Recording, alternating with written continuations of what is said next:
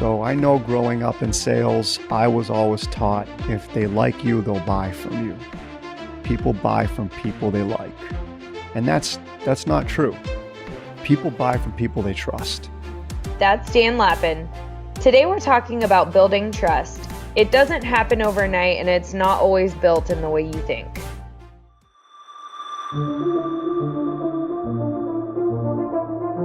I'm Kylie Schmitz. I'm Dan Lappin, and this is Breaking Sales, a nonconformist take on rejecting the sales status quo. Join the Lappin 180 team as we break the tried and died sales tactics and techniques that are failing you and your prospects. Today we're talking about a pretty big topic, trust. So Dan, let's kick things off. I would like to hear your definition of what trust is. Well, trust is pretty complicated. It takes a long time to earn it, as we all know, and it takes a second to lose it. I think from a sales standpoint, when a prospect trusts you, they're willing to debate something with you that they aren't sure they want to do, but they might need to do. They're willing to be vulnerable with you about the idea of making a change, and they look to you for guidance. From a sales standpoint, I think that's an extremely high level of trust when a prospect is willing to debate their vulnerabilities and talk to you about doing something that they're afraid to do or uncertain to do. Well, they have to have a certain level of comfortability to put themselves out there and trust that you're not going to use that against them to sell or push your agenda. There's actually different layers of trust that occur within a sales conversation or within a human conversation. So the first layer is this layer of harm or help. So when we meet other human beings, we're not trying to decide if we like them. I know some people would argue that point. We're actually trying to decide if we can trust them. And then the like comes after that. Like, I'll give you an example. Anthropologists, they've done studies and they hypothesize that the idea of trust and harm or help came from 50,000 years ago. You have one tribe literally that had a kill, but had no fire and had no shelter. And then up on a hill, you had another tribe that didn't have food, but they had fire and they had a shelter. One tribe would approach the other tribe 50,000 years ago. You had to find out real quick if that interaction you were about to have was going to harm or help you, because in many cases, you didn't get a second chance. And so anthropologists believe that whole thought process or that whole natural instinct to determine if we can trust each other started back then. And it's evolved since. So the first thing your prospects are trying to do when they sit down with you, literally is trying to figure out, is this interaction going to harm or help them? And I'm sure, just going back to our last episode, that when a salesperson shows up to promote their own agenda, that feels like you're there to harm them. You're definitely not there to help them. So that's my alternative. And I look back on my own career and think about all the sales conversations I showed up for, trying to get the outcome, trying to get a second meeting, wanting to share my expertise. What I was really telling that prospect was, I'm there to harm them because I'm there to serve my own needs. So that's the first level of trust that your prospects are trying to figure out. The second level is this idea of, can I be vulnerable? Will my vulnerability be used against me?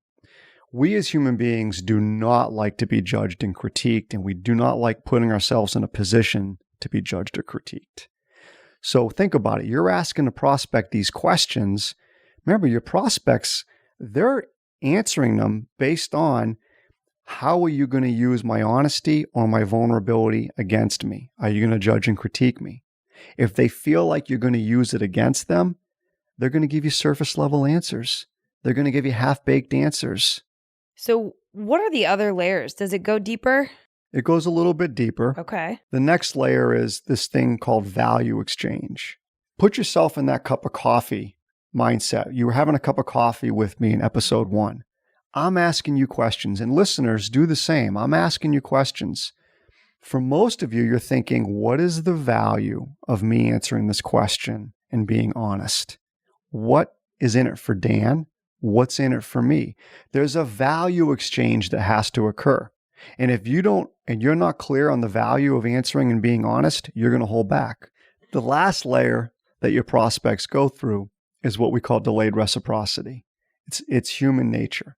And that means for your prospect to gain an advantage that you're promising them by switching to your services, they've got to go first. They have to face the fear of uncertainty and the unknown by giving you the approval, making the change before they ever receive the benefit of it. So they got to put themselves on the line first by saying, yes, I'm going to switch my services. I'm going to switch my business to you. Then and only then do they put themselves in a position to receive the value of making that change. And for them, what if the change doesn't go right?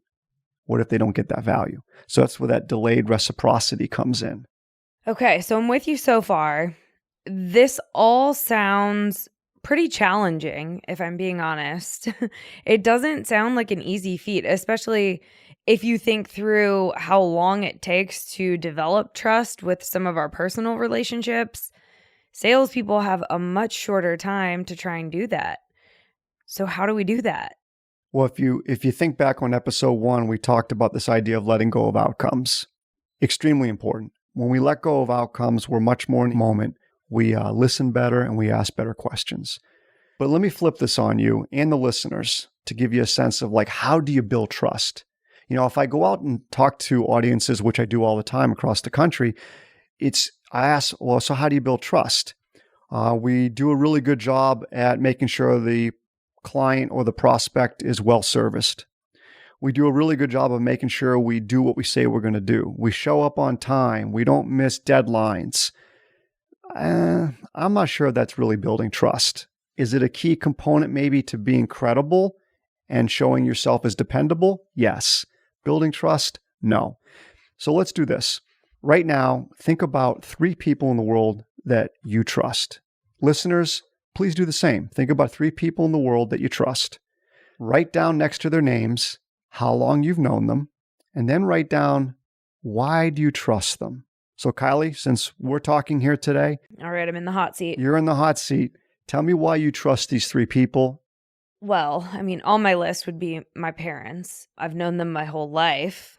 So, years of knowing them would be one of those reasons. I know that they've got my best interests at heart. They're always going to tell me what I need to hear. Sometimes that means tough love. And then I think, some of my friends who know me really well, they challenge me. They call me out when I need it. They push me to grow and be better. So I would say those are probably some of my fundamental reasons. So I've asked this question many times in our workshops, and I hear the same thing. The person, you have a history with them, they have your best interest at heart, there's commonalities, you see the world the same way, all of that stuff. The 3 reasons why we trust a human being is they have our best interest at heart, they're consistent with it, and Kylie, you got it, they'll call us out.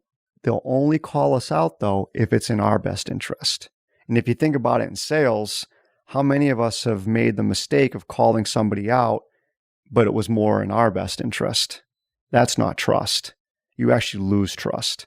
So 3 ways to build trust fit right into what we do in sales, right? So let's go a little further with that. Let's pretend you're going to make a decision. And listeners, the same thing. You're going to make this decision. It's called Decision A. You think Decision A is the right thing for you to do. One of these people that you wrote down, though, that you say you trust, is telling you, it's Decision B. You should be thinking about and proceeding with Decision B. Kylie, in that instance, would you at least listen to this person's advice and consider and think about Decision B? Yeah, I mean, obviously you're going to evaluate the options, the alternative, and, ask some questions and do some learning before making a decision. But yeah, I think it's definitely a possibility. So for you listeners out there, focus on what's the best interest for your prospect. Ask questions that are in the best interest of your prospect. And don't be afraid to call your prospect out if it's in their best interest. If you follow those guidelines, you will start building a much deeper degree of trust than anybody who's chasing a sale will do.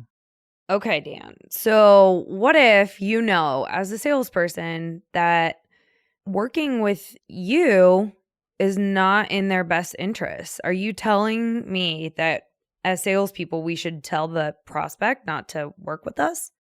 Good question, Kylie. What I'm going to share, I want to caution the listeners. It's not a tactic. You have to do this and be genuine and authentic with it. You have to truly believe it. If you don't believe you're the right fit, you owe it to that prospect to tell them that. Now, you'll never be able to do that, though, if you bring the need to validate yourself, your need to receive a reward, or your need to hit quota into the meeting. But building trust means being honest and putting the prospect first, no matter what. I'll give you an example. I was talking to an individual about a week ago about doing a keynote opportunity, a speaking engagement. And he was talking to me and another individual, and they were two different topics. And he was trying to decide which topic was best and could he combine both topics. And I asked him a few questions about what does he want the audience to get out of it? What does he think the impact needs to be and all of that? And I told him to go with the other individual. I thought that the other individual's topic was better aligned for his audience. He then spent the rest of the conversation trying to convince me why I was the better fit. So, I'm curious, what do you think happened for him in that moment? What made him switch to pursuing you? I don't know. I know I had his best interest at heart. And because of that, he allowed himself to debate what his options were right there in front of me. And it might have been a little bit of you always want what you can't have, but that was unintentional. Again, it wasn't meant to be a tactic or a maneuver on my part. But I think there's some truth in that. You always want what you can't have. Absolutely. I think it was Thrill a little of bit the of that. chase. You got it.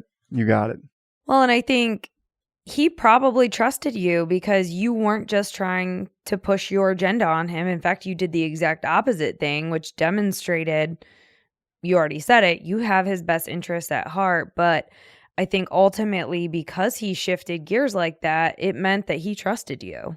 Yeah, if we go back to what we talked about in a previous episode on number 1, remember how we talked about not wanting and needing something from somebody? I think he could tell that I didn't want and need something from him. And so because of that, that shifted his honesty and his energy and the effort that he put into our dialogue. So, Dan, let's pretend he ends up going with the other guy. You don't get that sale. You're not going to be a keynote speaker for them. What do you think the long-term impact or the lasting impression that he will have of you will be? Always hard to tell, right? Everybody's wired differently. I would think in my past experiences, it's shown that when he has a need for someone like myself to talk about conversations and human dynamics and the psychology of how we make decisions, he'll probably give me a call. And it'll probably be a very easy conversation between the two of us. And I've had things like that happen in the past. This takes me back to one of the common phrases that you tell us often is, it doesn't mean anything yet. The sale didn't work out this time, but it doesn't mean anything yet because there may be future opportunities. And who knows who he knows and who he may refer to you. So I think that there's a long-term play in doing that. Yeah, there is, Kylie. I mean, when we as sales professionals, when we allow our need for immediate gratification to take a hold of us, we tend to lose that idea of nothing's permanent. When we seek immediate gratification, and believe me, I've been guilty of it, but when we seek immediate gratification, we tend to look at everything as permanent. Oh, we didn't get it, we move on. Or it didn't happen this time, forget it. I'll never do business with them. I think that's a very dangerous mindset to have. Good news or bad news, it doesn't mean anything yet. And the yet is, and it brings an impermanence to the outcome, which is very important in our business. I'm understanding the different layers of trust and how we go about building it. How do we as salespeople know if we've built trust with the prospect? Well, think about it. And for you listeners, I know you've got many of these sales calls and these prospecting conversations on your calendar. You've probably had many over the past couple years. You go into a prospect meeting for the first time. You ask some questions. The prospect seems engaged. They're answering your questions. They start talking to you about change. Some of you might even pick up what you would call traditional buying signals, or they start asking buying questions. Before you know it, you're giving a presentation. The presentation's going well. You end up winning. And then you walk away from that experience thinking, wow, you must be really good at building trust. I'd probably argue differently. And here's why. Why did the prospect make the decision to buy from you? More than likely, it's because they did the hard work on deciding and debating change before you ever showed up. So they fall into that 2 out of 10 category that we talk about, which is 2 out of 10 prospects will think through and decide on change before a sales professional ever shows up. So you ended up sitting with one of those 2 out of 10. A, I'll say congratulations, you got the win. But B, I'm going to argue a bit. Did you really build any trust? Because think about it, going into a meeting and just setting the tone with the meeting and building trust in the beginning of the meeting is a lot different level of trust than having that person go to their board or go to their executive committee and say, hey, I think we need to make a change here. I know nothing's broken with what we're currently doing, but I think we need to go and make a change and do this differently. The level of trust between the beginning of the meeting and just building rapport and having that person go in and champion your solution in a board meeting, very different level of trust. Let's put you in the position of salesperson. How do you go into that meeting and build trust so that you are creating that champion who goes to the board? How is it done? Building off of what we've talked about so far, number one, I release all expectations. I've made plenty of mistakes. I have blown plenty of probably great opportunities in my day by allowing myself to get a little too pumped up for whatever reason about the conversation and having expectations. So the number one is release expectations. They don't matter, and they really don't. No outcome in mind. Yeah, what's number two?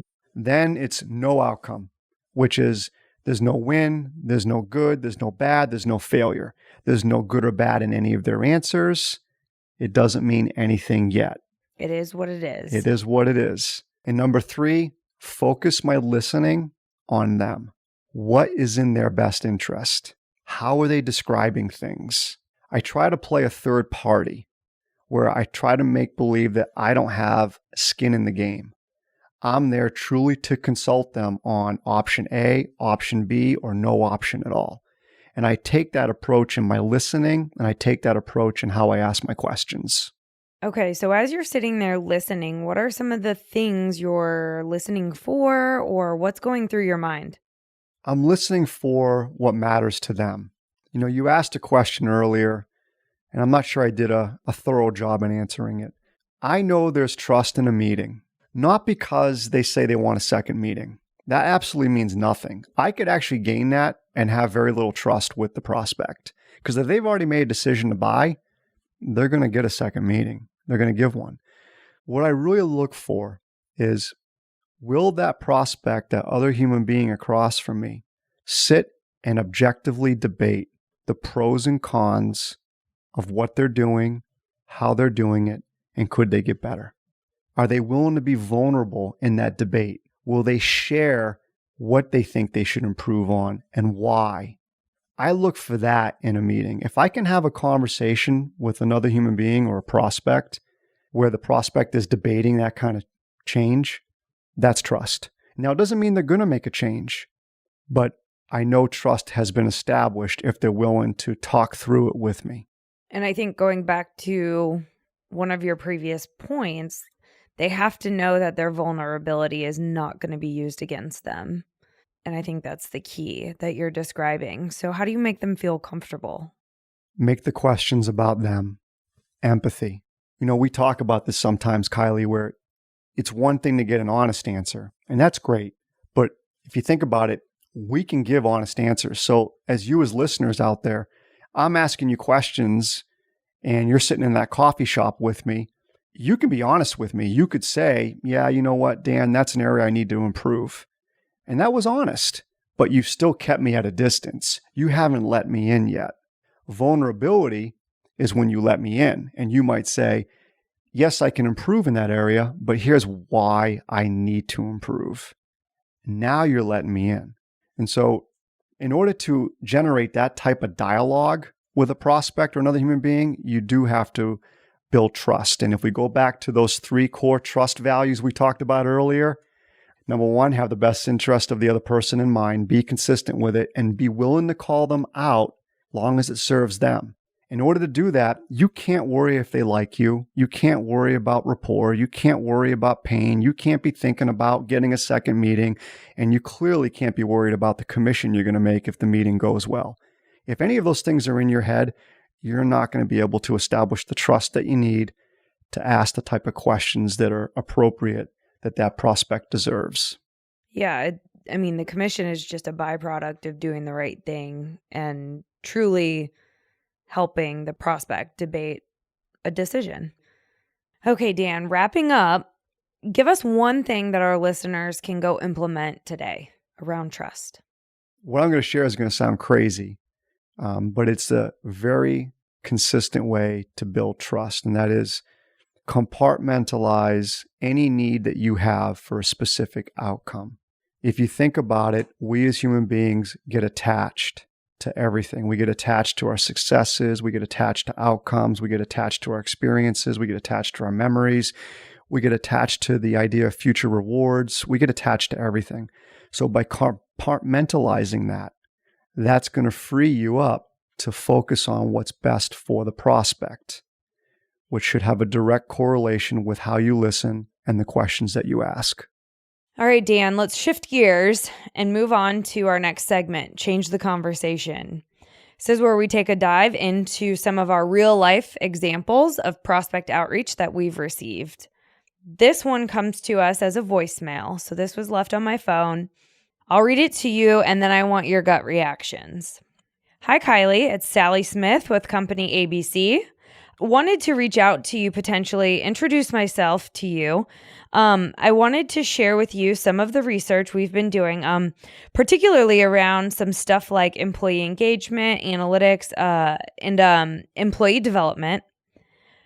Would love to introduce myself to you and share with you some of this research. And I think there's a lot of similarities between our two companies, and would love to have the conversation with you about it. Number here is 123-456-7890. Thanks, Kylie, and have a great day. And before you start, I intentionally included all of the and ums for a treat. The person sounded very nervous. They did not have a clear reason for reaching out to you, threw a lot of stuff at you in hopes that something would catch your attention. And it felt like they wanted and needed something from you.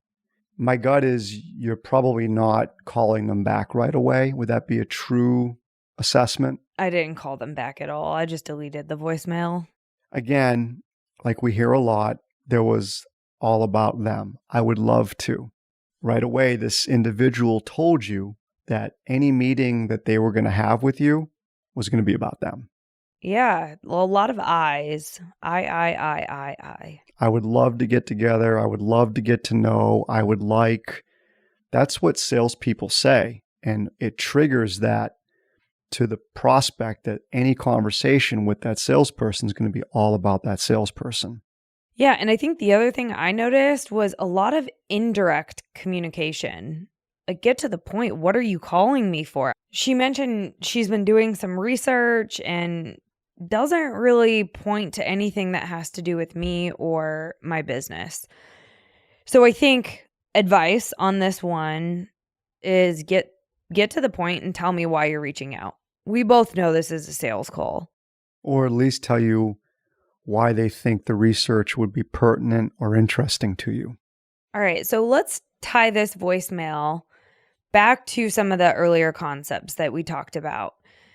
Does this conversation harm or help me? Does this interaction harm or help me? from what I've heard from this voicemail, it's all about her. She mentioned what she would love, what she would like, what she wants. None of that is about me.